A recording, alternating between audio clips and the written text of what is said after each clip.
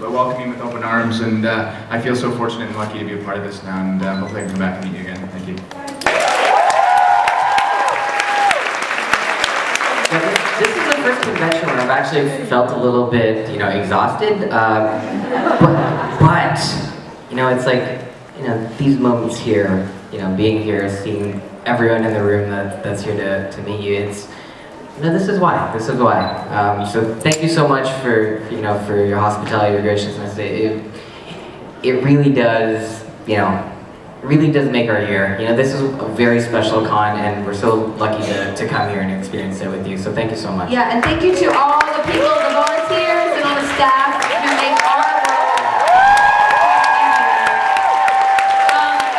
Last question. Hi. So this is for all of you. It's going to take a little while to explain. One of my favorite moments in Supernatural was when Charlie was reading The Hobbit to her mom. My dad used to read The Hobbit to me as a bedtime story, so it touched a bit of my childhood. With that in mind, is there any moment in any show that's touched your childhood? That's a beautiful question, thank you. You're holding a man. I'm holding a deep blush, yes. Okay. Just want to be clear about that. Any moment in any show. I loved Anne of Green Gables more than life. And if anybody's seen the Anne of Green Gables miniseries, I met Megan Follows once and I started crying because she was Anne to me, and I always thought that because she was odd and lonely and found a family to embrace her, that really inspired me to embrace who I am too, and make my hair redder. So that would... That's a tough one. Do you have something? I do have one thing. Go for it. My favorite movie of all time is Stand By Me. It's great choice. My parents got that for me when I was really young, and when those guys seemed like they were older than me. So it's funny as I age, looking back on it now, seeing them as like babies, and it's amazing the performances they did. But I don't know, like I grew up in a beautiful small island. It was very rural, like the boys in the show, in the movie, and I had 3 really close buddies, and we would always go on little adventures somewhere on the island, build a tree fort, go to the beach, build a beach fire, whatever it was. And we didn't search for dead bodies, that wasn't really a thing. So yeah, I've seen that movie more than any other movie, and it's always a nostalgic feeling to go back and watch it. I didn't really watch a lot of stuff when I was a kid.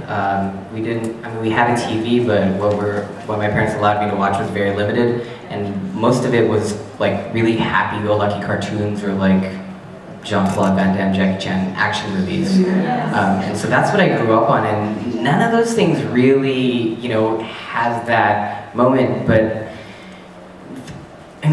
honestly, it's the stories that my dad, my mom has told me about their lives that really stick to me more than anything. Like one of my favorite dad stories, and it was really depressing as a kid, and it probably, I used to, maybe it's because these stories that I'm the exact opposite of my brothers, and I hated spending money. I just didn't want to take anything from my dad. So my dad grew up both my parents were pretty poor growing up, and my dad has 7 siblings. And he was telling me, his parents saved up like a month, and each one of them got a piece of candy. And my dad, he was like 8 maybe, he accidentally swallowed it. So he didn't get to taste it, and he was, he's crying. And then his older sister, gave him hers. And it's just like those stories that just really touch me. And so it's those little bits and pieces that really stick with me more than anything I've ever seen. Thank you very much.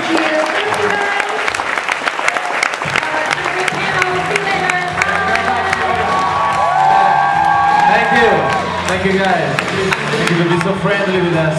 Thank you. Okay.